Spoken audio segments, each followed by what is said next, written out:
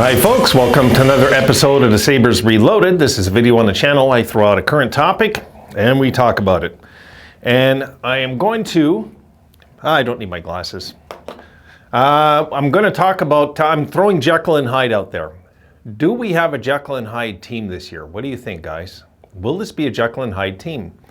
Will we have a lot of highs and a lot of lows this year? I don't know. This is because we were in such an extreme high before that 8-game losing streak that it was like, oh my goodness, like, where's the team, you know? And then when we bounced back in Montreal to start winning again, we set a club record for the fastest 3 goals to open a game. So it's like, you know, like, what do we have this year? And the fun thing is about a young team, I always say, guys, is you got no clue. I swear, it's like you throw a bunch of things into a blender and you stir it up and you see what it tastes like. And that's what you got for the season sometimes, really. And I'm hoping that this year, you know, if we do have a Jekyll and Hyde team this year, I'll have fun with it. I will. You know, let's say if we float around 500 all year long. Because you know what I'll be waiting for, guys? I'll tell you right now, a 10-game winning streak. That's what I'll be waiting for. I'll be sitting there night after night, going through the ups, going through the downs. Then all of a sudden, we win 5 in a row. I'm going to expect it to turn into 10 because we're a young team. That's the moment I'll be waiting for. If the Sabres can just get on a roll early, we wouldn't have to like talk about this. You know, we could just be talking about potential playoff spot would be nice. But I'm thinking along the lines of, you know, if we can have fun with this. Would you guys be able to have fun with a Jekyll and Hyde team all year, or would it drive you crazy? Probably some of you will say, Wayne, it'll drive me nuts. You know, probably would, right? But if you can look at the humor of it, the fun of it, you know, like the development of it, and you know, there's so many good signs I'm looking at, guys. Like I'm looking at like defensive zone giveaways. You know, Sabres are one of the top teams in the league. I'm going to do a video, another Inside the Numbers video, so we're going to look at some other numbers. We're going to look at some things like defensive zone giveaways. We're not as bad as you think, guys, you know, and you know, there's some numbers that are good this year that I really haven't talked about on the channel, because when you're in the middle of an 8-game losing streak, you guys are going to trust me like a criminal lawyer. And I'm defending like Ted Bundy. And that's how you guys are going to trust me, you know? No, you guys are, you got to wait till the team's winning to start looking at these numbers, I find, with the public, because public has no interest in anything when the team's losing. They just don't. It's the way it works. It's the way this channel works. Take a look at my hits on my videos, guys. It'll be double the hits anytime we win a game. It's double the hits. It just is. It's the way it works. It's the way it works with a lot of channels, actually, not just mine, which is fine. I don't really care. For me, it's following through my commitment that I care about and making a damn video. Even if we lost 14, 15 games in a row, I got to get on and make a video and talk about it and try to make sense of the insanity again, you know? If the Sabres this year can get on a roll, and I'm wondering now, with everything that's going on, like with the youngsters, like this could be a real turning point, guys, a real turning point for UPL also. This is something that I always try to look at. What's going on we might not be aware of, you know, that possibly could happen that's really big for this franchise. UPL, it's a possibility. After what I seen last night, it's a possibility he could get his confidence, because I've always said I don't care what they've done in the minors. I don't care. I care that they're down there developing, but I don't care about their numbers in the minors. It doesn't really, it's not one of those things that I care that much. But when you got insane numbers, like college numbers like Devin Levi, of course I care. But let's say if Devin Levi's numbers were really bad in college, would I still talk about him? Yeah, but I just wouldn't be like as sure about him in the future as I am right now. Now, when it comes to a guy like UPL, we've been grooming him for a while, okay? So something's due. Now, either good or bad, I don't care, but please let it happen, good or bad. Either let him come in and go crazy for 10 games and win us all over, or tank, one or the other.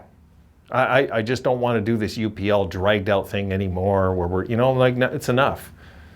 he's at the age now where it's time that he takes a step and comes into the NHL. And I hope we're not stupid enough that if he goes on like a 7-game winning streak that we send him back. I hope that doesn't happen. You know, I don't think it would. So we're going to have to really, we'll have to really give this guy a chance, I believe. See what happens. Because if we're going to have a Jekyll and Hyde season, we got to be prepared for a lot of frustration too. It's going to be a lot of fun times, guys. A lot of fun times. We'll have a blast with the power play, saying, "Oh my God, they're killing it," and then the next night we're we've let in 5 power play goals against, and we're going nuts, and things like this. So it's I don't know. We'll have to just take a stand and as fans and see how we feel, I guess, as the season unfolds. But I don't know. Are we going to have a Jekyll and Hyde season? I'm starting to wonder because what if our ugly twins show up against New Jersey and we lose 7-0? These things come in my head, or we look great again and really show up. Although I think this team, guys, is not really capable of being destroyed in a hockey game. Even though our defensive play is lousy, we're good in certain areas. Like I was talking, like breaking out of our zone, we've gotten a lot better. We have. There is things we've gotten better at, no doubt.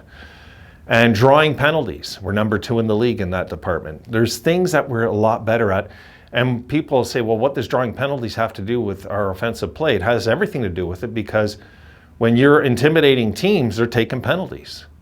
And we've done that quite a bit this year. We've really pushed teams into taking penalties against us, It's what young teams do. They're fearless. Honestly, that's what young teams do. Teams like us, New Jersey, perfect example, fearless team. They're out there, they're young, they're fearless. And if I was to ask you guys now, who do you think will win the Stanley Cup? Which team do you think will win the Stanley Cup first, New Jersey or Toronto? I guarantee 99% of you will say New Jersey, unless you're a Toronto fan. I guarantee. Because I believe Toronto wasted a perfect rebuild with stupid signings. I do. This era in Toronto Maple Leafs history, and they could win the Cup this year, guys. I'm going to go on record saying it again. That Maple Leafs team, if that team got some goaltending and got some fierce hitting on the back end, could win the Stanley Cup. But they don't have a general manager that addresses their defensive needs. He never does. This is something we don't want to walk into. This is why when we got guys like Samuelson, to lock them in the way we did is smart.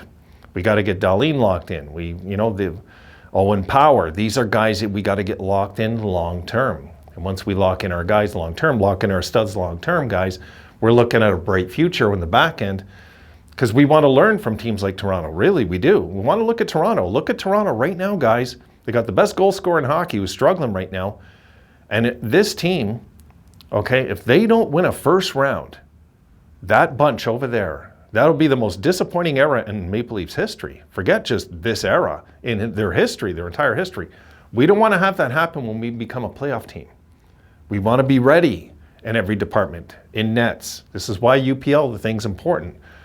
The Jekyll and Hyde thing, I can handle, guys, if we realize it's only because of development. If it's only because of development, I'm good. I'm good.